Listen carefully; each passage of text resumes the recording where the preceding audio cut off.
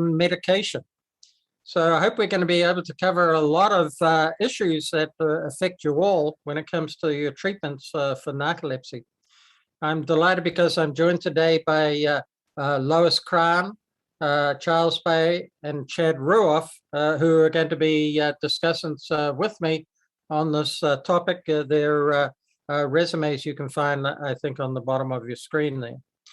So we're going to a number of different topics, and perhaps if we can put that up, we're going to go through these. As the first one, we're going to be talking about the, making the correct diagnosis of narcolepsy and how important is that to get the right sort of treatment. Then after that, we're going to talk about the different sleeps. Well, we're going to actually discuss sleep studies and finding the right doctor. Then we're going to be talking about clinical approaches to treating narcolepsy.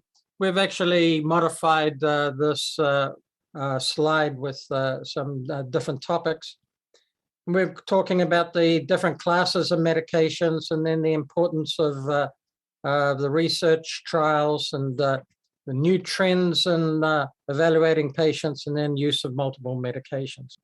Okay, so let's start. What we're going to talk about here and first is about how important is it to get the right diagnosis in narcolepsy. We know that there are different types of narcolepsy, and I'm sure you're all aware of that there's what we call NT1 narcolepsy, which is predominantly narcolepsy with cataplexy. And then we have NT2, which is narcolepsy essentially without cataplexy. And then there's idiopathic hypersomnia. And although idiopathic hypersomnia isn't narcolepsy, there are a subgroup of patients, and I'm sure there are many patients who have that diagnosis who are watching today, but there are a subgroup of narcolepsy, but they just don't meet the diagnostic criteria for narcolepsy. Usually it's either because they don't fall asleep quickly. For the diagnosis of narcolepsy, you need to fall asleep in less than 8 minutes, but some patients may fall asleep in 8.5 minutes or 9 minutes. So strictly speaking, they don't make the actual diagnostic criteria for narcolepsy. Or they may have one sleep onset REM period and not two sleep onset REM periods. And so again, may not make the diagnosis of narcolepsy. So there is this subgroup of idiopathic hypersomnia patients that have all the sort of characteristics of narcolepsy, but just don't make that criteria. So what we want to discuss now is when it comes to treatment, how important is it to recognize cataplexy, for example? Should NT1 be treated the same as NT2 or AH? Perhaps, Chad, you could start us off on this. And I mean, what do you think about the different sort of categories that I discussed and treatment? Is it going to make a big difference? Is it essential that people get the right diagnosis?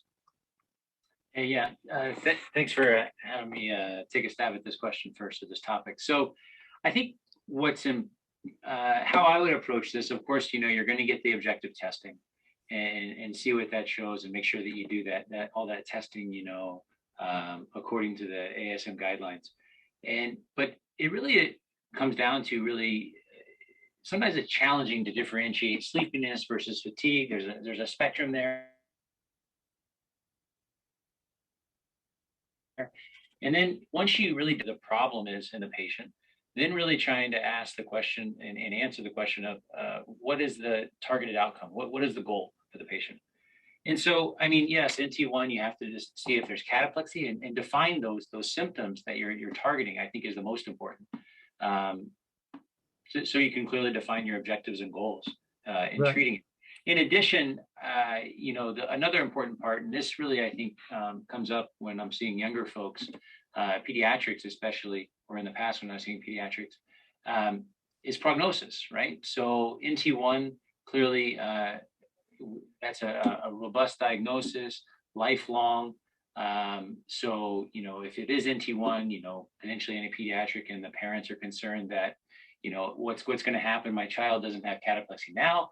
Will he or she go on to develop cataplexy? I think that is key when those questions come up. And that's where you might consider further testing with HLA or orexin testing. And so in that part, I think it is important. And also with medications that you're putting the patient on, is that potentially masking cataplexy? And so having that information might be helpful in monitoring and watching out for something like rebound cataplexy or something like that. Okay. Lois, you gave an excellent presentation on the history of narcolepsy treatments and the development of them. And treatments sort of changed over the years. I mean, originally, as you mentioned, it was really focused on treating daytime sleepiness with stimulants, and then antidepressants came along, which were effective for cataplexy. What do you think in terms of, in the past, it was absolutely essential, I think, to tell if somebody had cataplexy in order to, because we had limited drugs and we would choose a different drug for the sleepiness as for the cataplexy. But now many of the medications are able to treat both symptoms. So do you think it's as important now to really tease out very subtle cataplexy in a patient and to know if they're NT1 versus NT2? Because, you know, some of the medications, you're going to use the same medication for both. I am of the opinion that it is still valuable to know as much as possible about a patient's symptoms in order to make the most sophisticated drug choice. So although I suppose one could argue that, you know, if you pick a medication that treats both excessive daytime sleepiness and cataplexy, I actually think that for some patients, the reason they're distressed is they have very poor sleep, they have very vivid dreams. And if you know that, you can select one more likely to make a difference. And then also you can make a stronger case to whoever's paying for the medication, if there's an insurance company involved, that this specific medication, even if expensive, is necessary. Yep. Charles, what do you think? Do you think that it's important to differentiate between these three categories for treatment? I think it is also from the standpoint of what we know. Certainly NT1 or patients with narcolepsy, I think they're more genetically homogeneous compared to those with, you know, type 2 narcolepsy and even those with idiopathic hypersomnia. And so, yes, we're treating the same symptoms in most of these patients, but then down the line, targeted treatments may come up depending on even genetics. And so that's an important consideration. But then also too, one thing I wanted to mention is that it's really important to make sure the diagnosis is correct, because then working with the patient, you would expect either a correct response or an adequate response to treatment, or especially in those patients where there's either lack of response or some unexpected reaction, having the right diagnosis really can help kind of figure out what's going on in terms of an expected response to a typical treatment. And then finally, I think it is important too, because say in those who do respond to treatments but remain symptomatic, either sleepy or have cataplexy, could there be another sleep disorder occurring? As Chad mentioned, maybe sometimes the medications are masking other symptoms or effectively treating it. So then to look for something like a circadian rhythm sleep disorder, and certainly over time, you know, sleep apnea is very common. So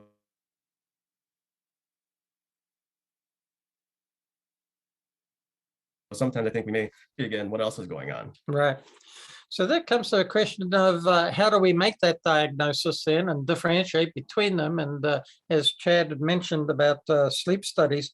So is it, if somebody's got clear-cut cataplexy, they laugh, they fall to the ground, and it's pretty obvious, do they still need to have a sleep study? What do you think, Lois? Do they still need to have the overnight sleep study and MSLT if they're very obviously got in type 1 narcolepsy with cataplexy? Emphatically, yes. I believe that gives us information about the burden of their symptoms, the nature of their symptoms, because we learn things both from the PSG and the MSLT. And it, you know, to reiterate, it also allows us to make the point to anyone else who needs to know. Let's say a patient, it needs to consider short-term disability or something, which I hope isn't necessary, but sometimes times is, to just be their advocate with data. Yeah. And with the overnight sleep study, Chad, what information can we get from the overnight sleep study? I sort of look at a bit as two lots of information we get from having the sleep study before the MSLT. And that is that, one, we get information which actually helps with the diagnosis of narcolepsy.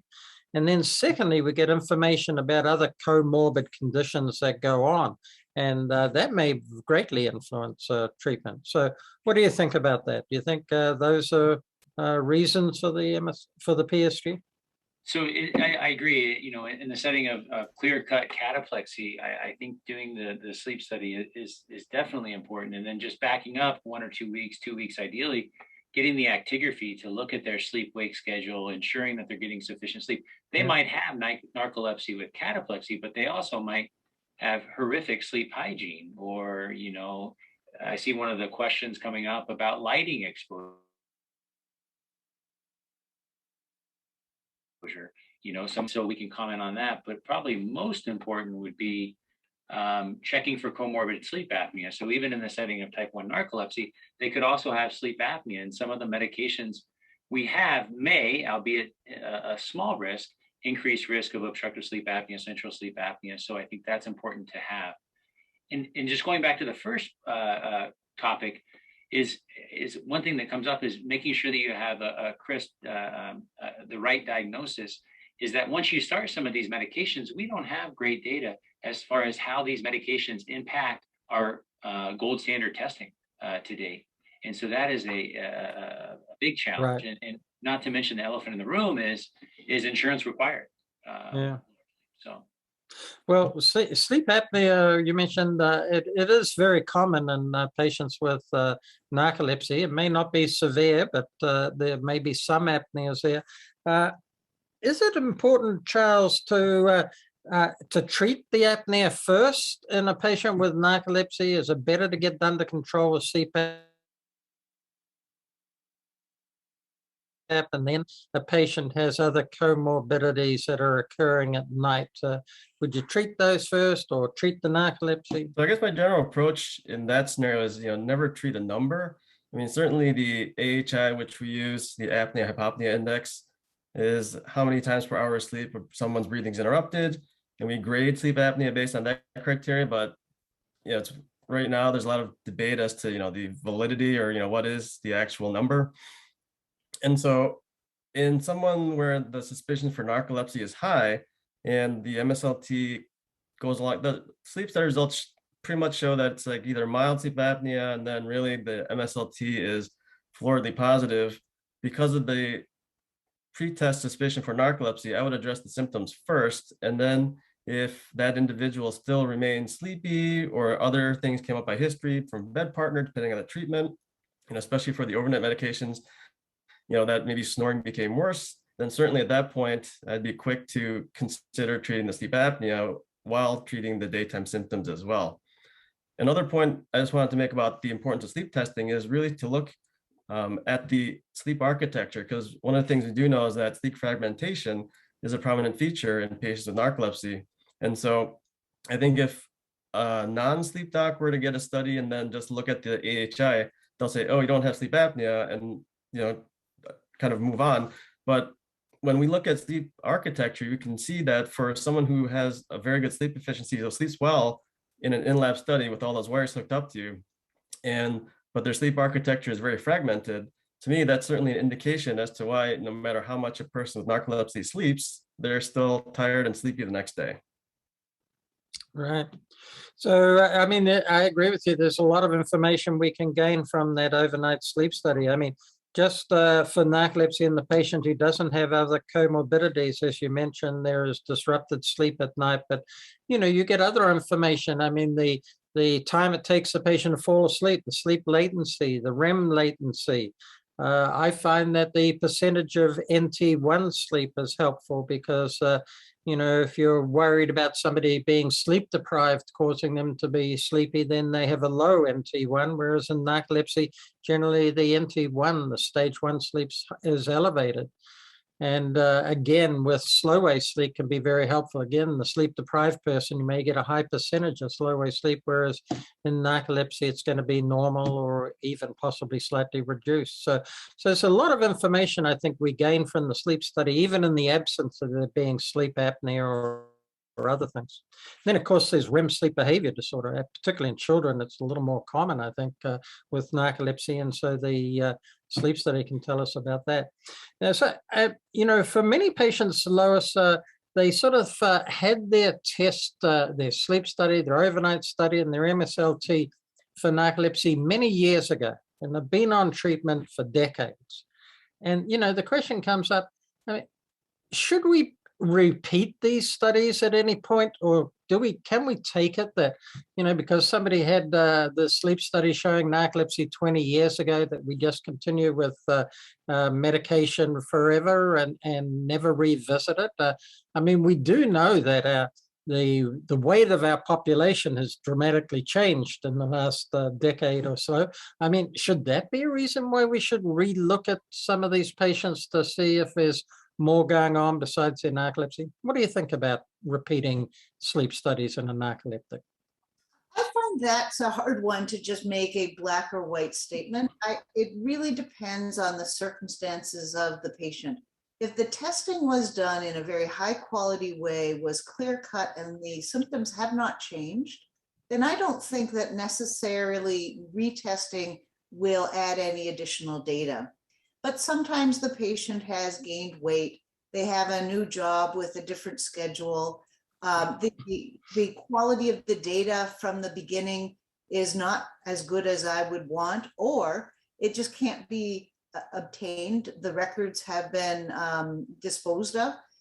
So there are reasons to repeat the testing. I appreciate that can be very stressful for a patient who has been diagnosed with narcolepsy, who fears that they may lose their diagnosis and lose access to treatment. So it's not an easy issue. Very important. Yeah. Very often the insurance companies will not approve treatment unless you have a clear diagnosis for narcolepsy. And Charles, some of these patients who I mentioned earlier, where they just have a mean sleep latency over 8 minutes, they have one sleep onset REM period, and many of the insurance companies are asking for sleep study results before they will allow patients to get some of the newer medications.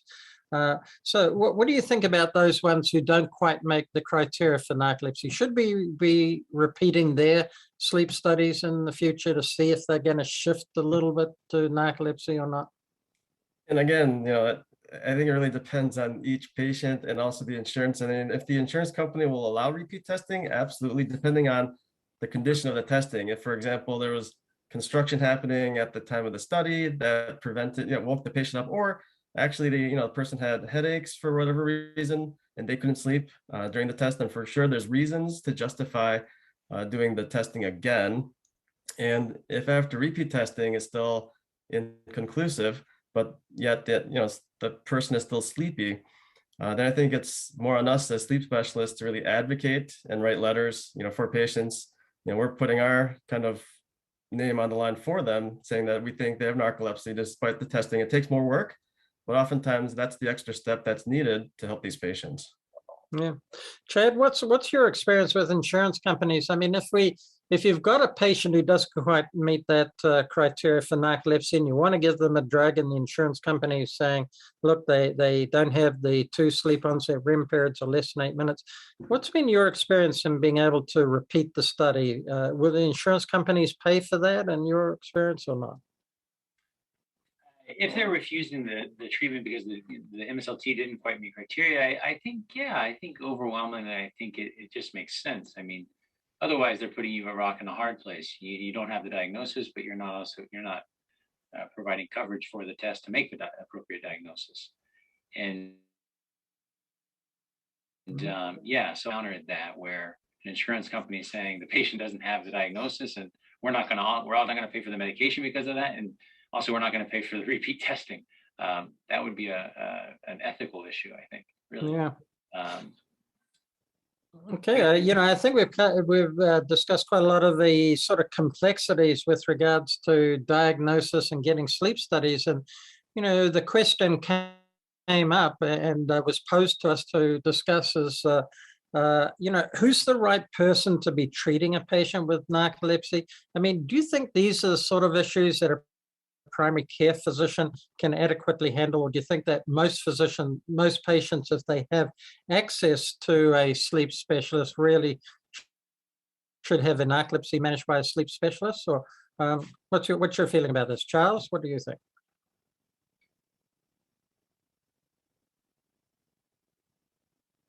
You're on mute. Are you on mute, Charles? Oh, yes. Okay. I compare this to even like sleep apnea, where it is a common condition, but there aren't enough sleep specialists to see all the patients with sleep apnea. So with education, I think we can partner with primary care, certainly to take care of these patients, meaning at least if there's awareness about, other causes of sleepiness, that when the common considerations are thought of, tested, and it's not that, then yes, maybe see a sleep specialist to get the testing done. And then once we make the diagnosis, depending on where the patient is, especially in terms of access to a sleep specialist, they can either keep coming back to see us, or they can go home and then, we can co-manage them. I've done that in many respects when I worked in Cleveland, and also, here in Pennsylvania, where just because they're not close by doesn't mean that we can't be involved. But I think we can also serve as a resource for primary care docs to learn more about narcolepsy and, take care of those patients. Yeah. What do you think about that, Lois? PCP versus sleep specialist? I like the idea of a collaborative model, because that also ensures that we are aware of any changes in their medical condition that may well make differences as to how we'll treat their narcolepsy. My one comment would be, sometimes at the beginning, when we're first establishing the treatment plan, the sleep specialist, in my view, needs to be highly involved in the treatment plan. I think that then the primary care physician can play a bigger role. Although if new medications come along that may be of value, the sleep specialist has the expertise in that area. Yeah. Do you agree with that, Chad? Yeah, I definitely do. I think I like that partnering with the primary care. And I think it's important also just to have that collaboration between the two healthcare providers, and that, in the last, probably 10 years, I'd say, or so, the finding that comorbid illness, whether it's hypertension, cholesterol, respiratory issues, heartburn, etc., they're found to be higher in type 1, type 2 narcolepsy. So I think that's important, because I think a lot of primary care docs out there, they hear of someone having narcolepsy, forget about type 1 or type 2, and they're stable on medications. Okay, get your medications from the sleep doc, but they don't think, oh wait, this patient might have increased comorbid conditions. Maybe I do need to do an annual physical and check, basic labs on these patients on an annual basis. Yeah. So yeah. Yeah, I like to have patients that are from a distance. I like them, if their primary care physician can sort of maintain their medication, then that's good. But I do advise them to check in at intervals at least once a year, because, I mean, as you discussed earlier in your presentation, Lois, I mean, we've got so many new medications coming up, and I don't think the primary care physicians are really going to be able to keep up with what new things are going on, what's just been approved, etc. And so I think, patients should check back with their sleep specialists at intervals to be able to either discuss issues about management or new treatments. Well, let's talk about approach to medication and treatment then. Chad, what's your first direction? If you've got an NT1 patient, what direction do you go in first with medication and treating these patients, now that we have so many options available to us? I really start off NT1, right? So really starting off with the pentad, and just reviewing, characterizing each of those symptoms and how impactful it is on their daily life. And what is it? Is it the sleepiness? Is it the cataplexy? Some, their primary concern is the cataplexy. Other, it's the sleepiness. And some, it's the disrupted sleep and the sleepiness. So that's where I start, is really trying to characterize that and what's their issue. What's going to make them thrive in their life on a daily basis. And then once you define that, then it's, discussing the different options, from least aggressive or as a hierarchy. Yeah. Yeah. I mean, what word agent to go to for NT1? If you've got somebody where you've discussed those and they have sleepiness and severe cataplexy, what would be your first direction in treatment? I guess it depends on how quick they want this addressed, right? So clearly going with some of the non-FDA approved, like Dr. Cron mentioned in her talk, antidepressants, they work very quickly on the cataplexy. But if you're going to start it and then you're going to maybe add a different agent down the line, pulling that off could exacerbate the cataplexy, and that can be very challenging. So you have to weigh that. It works very quickly, but it can be challenging to taper off unless you add something else on top of. And then probably as far as wake promoting stimulants, I most likely would start with something like a modafinil or armodafinil as a first trial, and then that would be my starting point. Okay, how about you, Charles? Where do you go to for NT1 in a severe case of NT1? A similar approach to Chad. I mean, certainly long discussion with the patient as to what's really kind of having the biggest impact on their life currently. And I mean, certainly if it's very severe and it's been going for a long time, a consideration would be even just starting off with one of the oxybate medications. But oftentimes, and this is more of a practical approach, I guess, over the years that I think, but it's a quick trial and titration, meaning trying a combination of one of the wake promoting agents with an off-label use of an antidepressant, quickly, because I don't know what you guys think, but if patients try these medications, usually it's a question of, is it the right medication and then the right dose? And so the titration is pretty quick. It's either going to work or not. And that's why I think it doesn't take long to, try something like modafinil in combination with an antidepressant. And then over the course of a few weeks, if there's no response, then maybe move quicker for the NT1 patients for one of the oxybate medications. And Lois? Sorry. Just adding in, if there's a lot of fragmented sleep, some parasomnia activity, some vivid dreams that are disturbing, some paralysis and stuff like that, that completely might change. And I might at least have a more in-depth conversation about the oxybates if there's disrupted nighttime sleep, and depending upon what the sleep study shows, going back to that as well. Lois, what's your Well, so it was very similar. I will add that I try to learn from the patient what they identify as the most distressing, disabling symptom, and review the treatment options, trying to determine which one is more likely to provide them relief for what they identify as being the biggest issue. And sometimes, and this one hasn't been mentioned, we will use stimulants to assist patients where the modafinil, armodafinil alerting agents, which we do try first, have not been sufficient, and that excessive daytime sleepiness has been a huge issue. I realize we have more options than we used to have, but for some patients, stimulants still have value. Okay. There's a question from one of the attendees about non-pharmacological treatments. How do you incorporate these into your management of patients when you first see them? Non-pharmacological treatments. Lois, again, would you like to? Well, I believe that they ought to be discussed with every patient, because if a patient is not getting adequate sleep, it can compromise the effectiveness of everything else we do. So it's a necessary but not always sufficient piece to a treatment plan. For some patients, it can help them quite a bit. For others, it just needs to be addressed before treatment is pursued. Yeah. Charles, what do you think about behavioral treatments for narcolepsy and their role? What kind of behavioral treatments? Well, I mean, any of them could be sleep hygiene. It could be taking naps. It could be food issues. Or so I totally agree with that and what Lois mentioned. I mean, that's kind of part and parcel of kind of getting good quality sleep, doing anything that you can short of medications.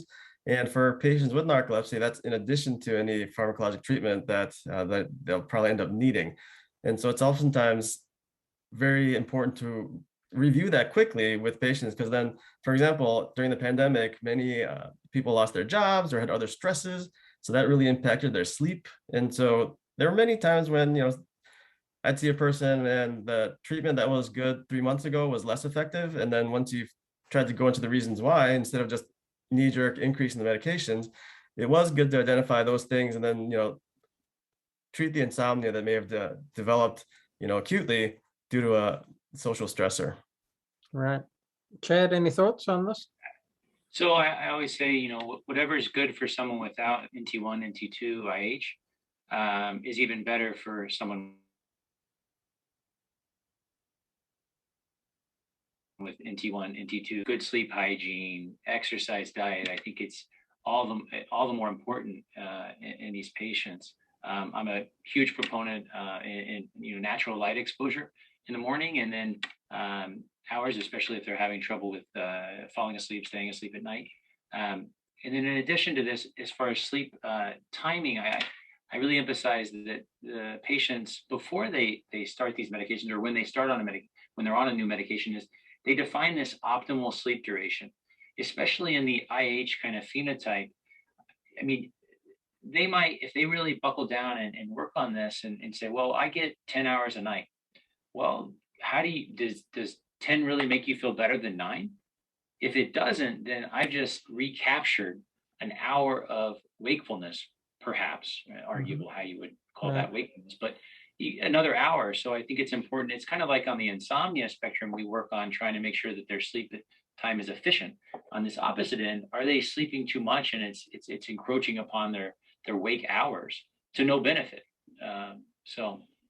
Right. Yeah, I agree. I place a lot of importance on the nocturnal sleep period and getting to bed at the same time, getting up at the same time, being in bed for an appropriate amount of time. And I think if people tend to let that break down, I think it's only going to add to their symptoms. And so I think that's something that everybody should pay attention to.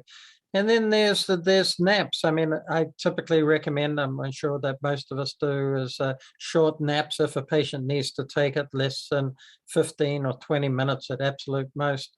And that can be helpful if they're overwhelmingly tired, and no more than a couple of times a day, because you don't want daytime sleep to be taking away from nighttime sleep. So I'm sure everyone probably agrees with that. How about foods? Some people actually have found a lot of improvements by changing their diet. Do you have any thoughts on that, Lois? Yes, I do think that patients ought to be alert to their own response to different foods and try different things, because I do think for some patients, looking at the amount of protein and carbohydrate and other things makes a difference.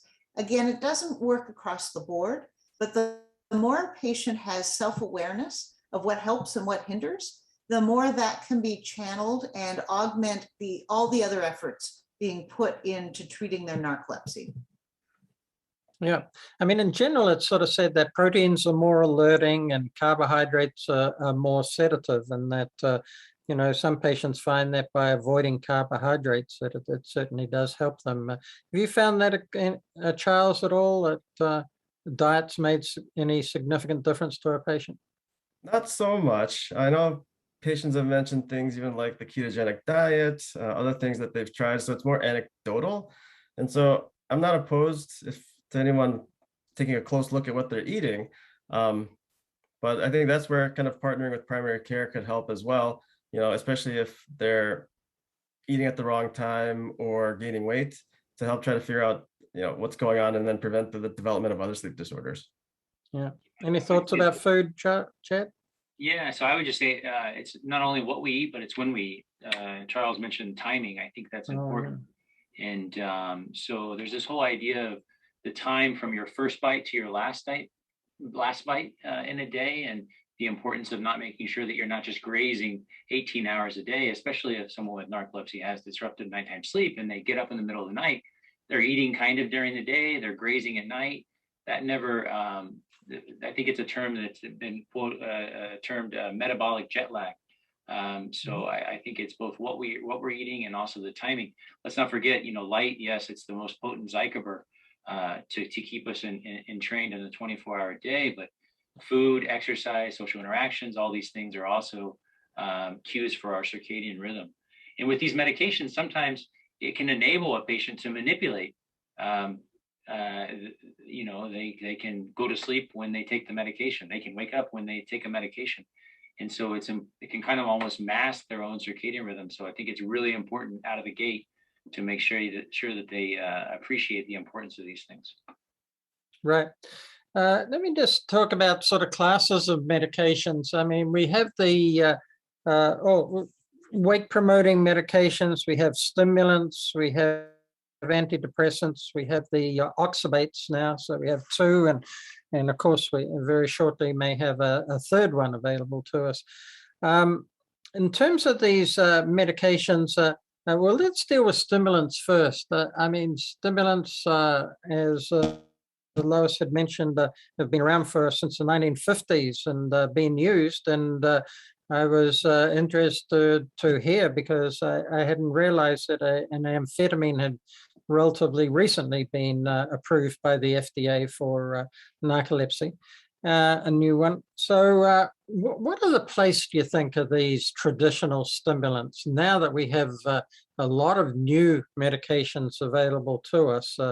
Where do you think we should be going? I'll point out that with that amphetamine, I don't think there was any clinical studies done with it. I think it was sort of like just grandfathered in, because I didn't see any randomized controlled trials with that. But what do you think? Where should we be going with stimulants? Anyone like to talk a bit more about stimulants? I will tackle that.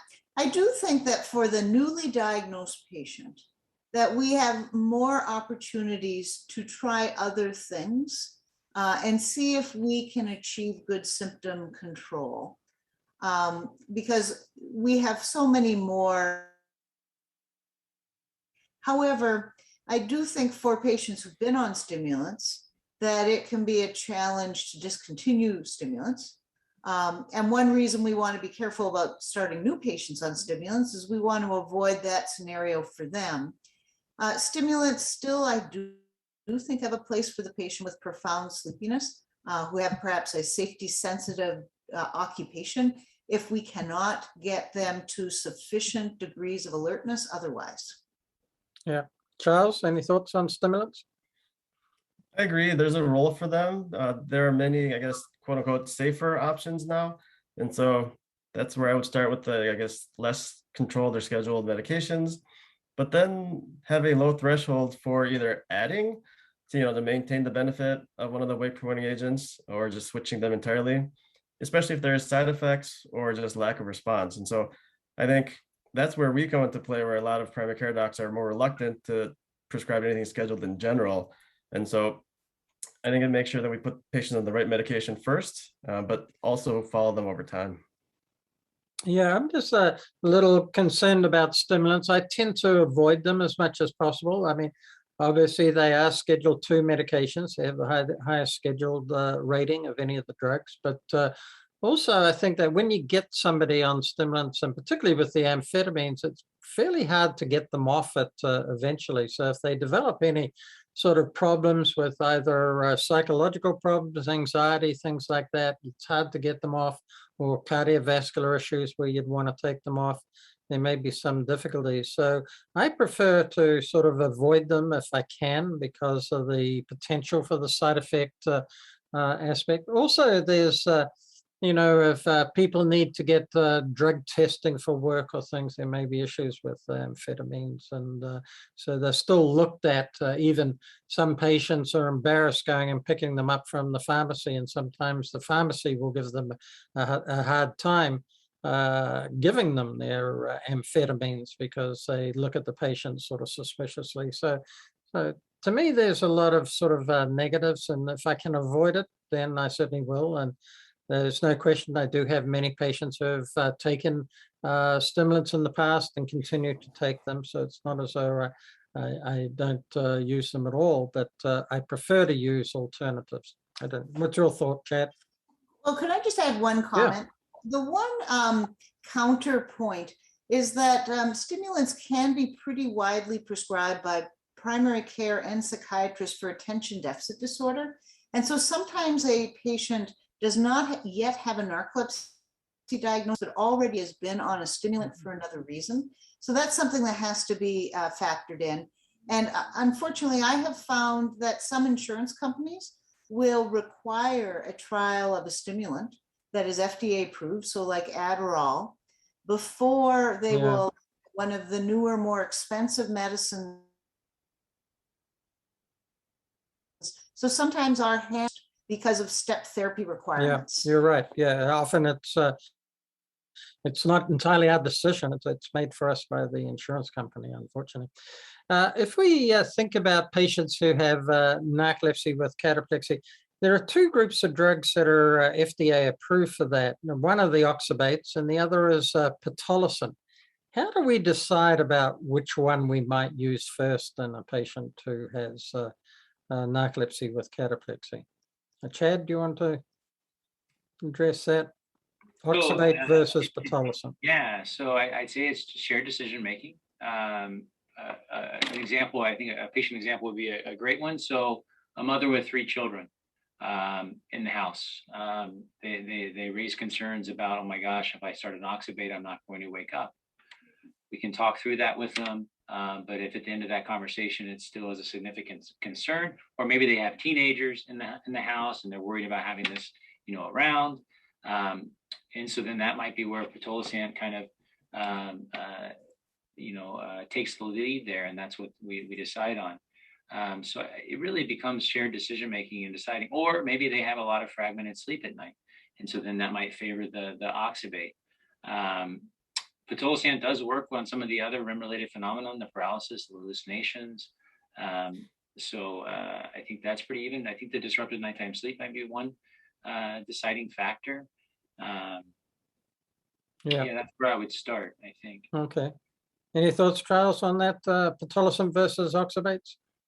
Same approach. I mean, I guess my approach is to present both and kind of answer questions, explain, what each is for. And depending on their social circumstance, oftentimes they're the ones who figure out the best one, understanding that they got to most likely pick one or the other just because they're so symptomatic. Lois, do you think they're equally as effective for narcolepsy, or do you think one is more effective than the other? That's a hard question to answer because we've had one available to us for like 19 years and the other available to us for about 2 years. So, it's very easy to think of patients who benefited from oxybate because there just are more of them. So I think at this point in time, we're gathering information in the real clinical world. I'm delighted that we have access to both of them. And, we have more choices. I have to say, though, I have prescribed more oxybate because of there being more time and more patients who've appeared. So I have to be just, cognizant of that. Yeah, it's tended to lean a bit more benefits on nocturnal sleep and the abnormal REM phenomena that can occur at night. I feel there's an advantage with oxybate.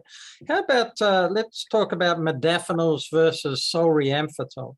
I mean, what's the benefits or disadvantages of either of these agents if you're looking primarily for a wake promoting or alerting agent?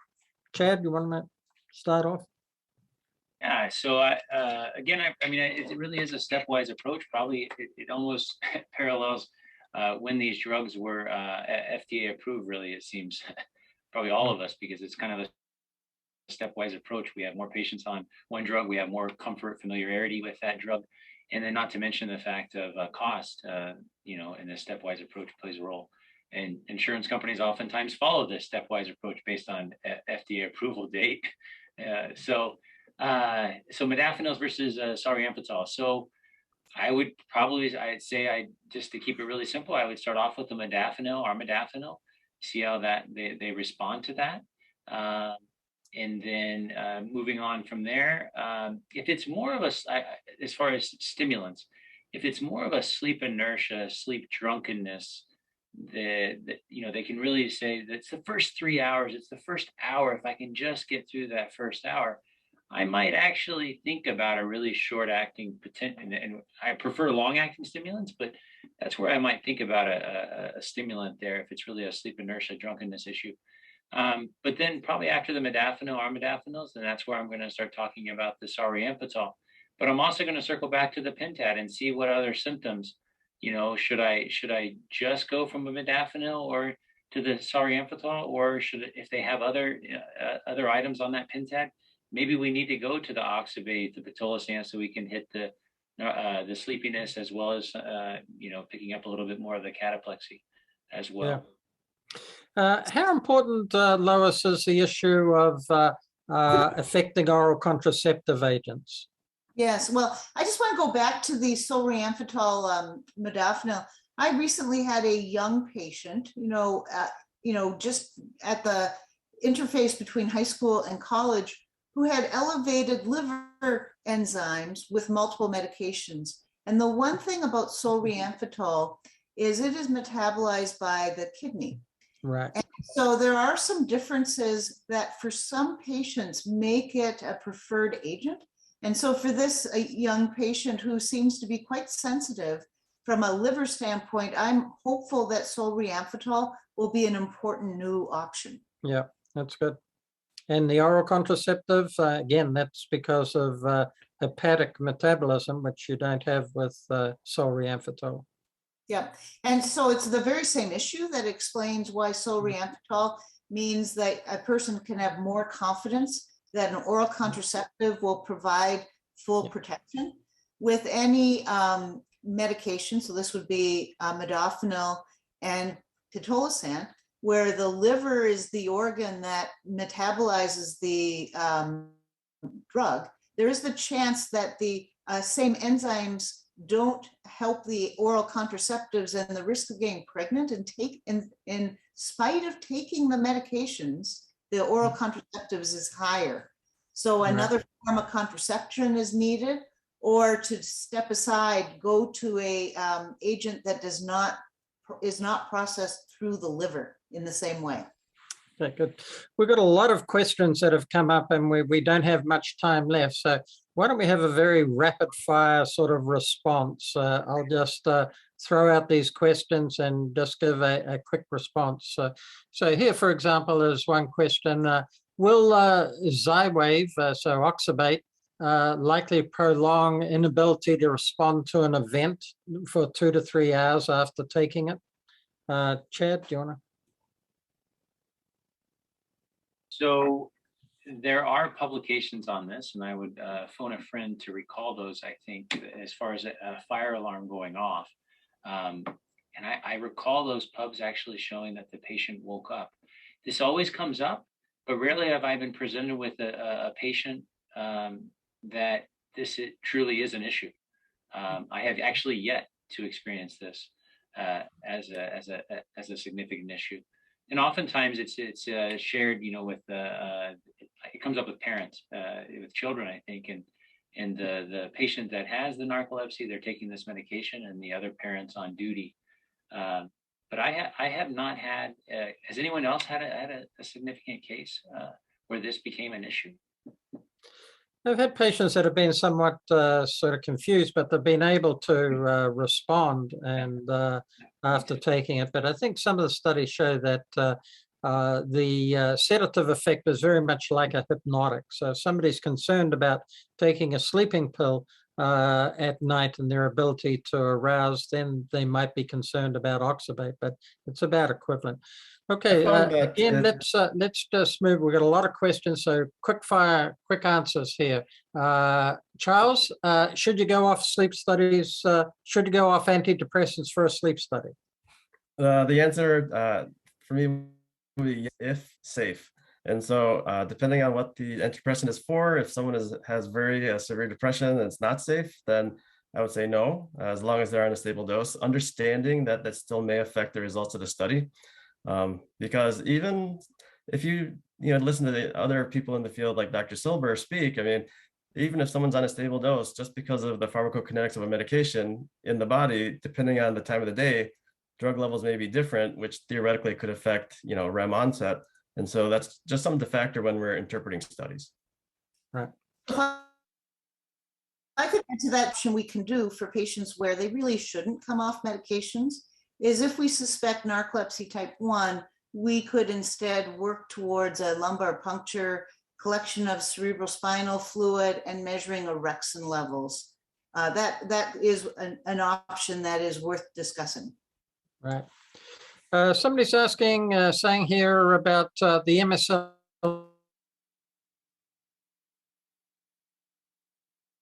of NT1 narcolepsy. I think it is pretty consistent, the repeatability of the MSLT, but sometimes in NT2, it can vary, and with IH, it certainly can vary, and so there may be differences in it. And so I think in most cases, if we're going to repeat the MSLT, we're really looking to see if it goes in the direction of narcolepsy. And I think if we do it under ideal conditions and we get a positive MSLT under ideal conditions, we can be fairly confident about it reflecting narcolepsy if the patient indeed has narcolepsy. The question here about coming off medications, Lois, maybe you can answer this, saying that requires a lot of family support if they're going to come off medications to have a repeat study, particularly if they have cataplexy and patients don't like it. So, I mean, which it's not obviously coming off and repeating the test isn't for every patient, but how do we decide who might be best to have a repeat MSLT? I must agree with the person that asked this question. It can be very challenging, and I'm always concerned about a person's ability to be alert enough for driving and other safety sensitive activities. I also worry about a person's productivity as an employee, student, or parent. It needs to be carefully discussed. I do think it can be done, and I've had the experience for a long time, and then us doing the testing and finding that they don't have what we thought they had, and it being a very important, good development that allowed us to change how we help a person. So I think that in spite of it being difficult, sometimes it's very, very worthwhile. Okay. Now, this I'm just going to throw out to the three of you a question about COVID vaccine and whether it could interfere with the patient's treatment for narcolepsy or for their narcolepsy, for that point. Anyone like to comment on that, COVID? I'm not aware of anything. Launch into that first, and I'll just say, I think that the risks of any person getting COVID, especially severe COVID, are very significant. And the risks of the vaccine, even for a person with narcolepsy, are smaller. But I'll be very interested to hear what my colleagues say. Chad? I'm not aware of any reported interaction or concern. So. Yeah. Agreed. I think it's just there's not enough data. And so I think over the next few years, we'll certainly find out more. But really, there's nothing published that I'm aware of where someone with narcolepsy should not get the vaccine. I mean, as Dr. Cron mentioned, I mean, really, it's better to have a milder case or not at all than to get full-blown COVID. I guess I would just add that I have seen a patient or two with what's been termed long COVID, and I can't even imagine if someone with IH, NT1, NT2 got COVID and then developed long COVID on top of narcolepsy. Oof. Yeah, I generally recommend to patients that they get the vaccine. It's actually been quite a common question from patients with narcolepsy as to whether they should get the vaccine. And I think this has probably come up because they know that there's evidence for it being an autoimmune disorder, and so they're concerned about the vaccine, thinking there may be some interaction there. But I think we all agree that patients should get the vaccine if they have the ability to get it. The thing I would say is that the coronavirus is very different than H1N1. So if patients are wondering about that piece, I will say, not all viruses are the same, and not all vaccines are the same. So that probably is not relevant for coronavirus. I did have a young patient recently who got COVID, as did most of her friends that she was communicating with. She did tell me that her symptoms were worse than all her friends. So I don't know whether that means anything or not, but I just sort of pass that on. So I think they're better not to get COVID if they can avoid it. Okay, so somebody's asking about oxybates and the psychiatric issues with it, and in specific talking about paranoia. They've mentioned severe psychiatric aspects and further hallucinations.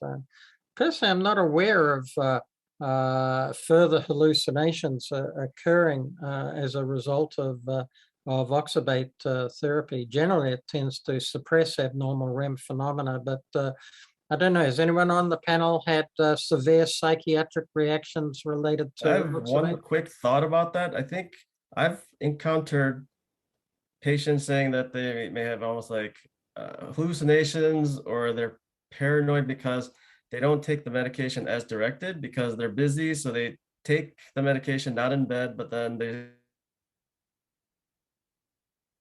still do stuff. I mean, they're aware or on their feet, and so they really feel affected. Similar, I think, to what people may experience with sleeping pills. If you take it at the wrong time, I mean, it may not help them sleep, but then they're still in this half awake, half sleep state, which may explain some of these symptoms. So Yeah.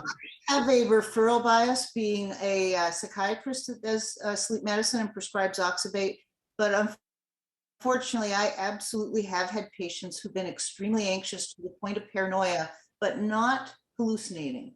But paranoia and anxiety, yes. Hallucinations by oxybate, no. Yeah, well, I think we've come to the end of our program, so I would like to thank you all very much for your input and the discussion that we've had. I think we've covered a lot of topics here. I'm sure the audience have found it very valuable in understanding more about narcolepsy treatment. So thank you very much for your being involved. Well, thank you, Dr. Thorpe, for guiding us so smoothly. Thank you. Thank you. Thank you. Thanks.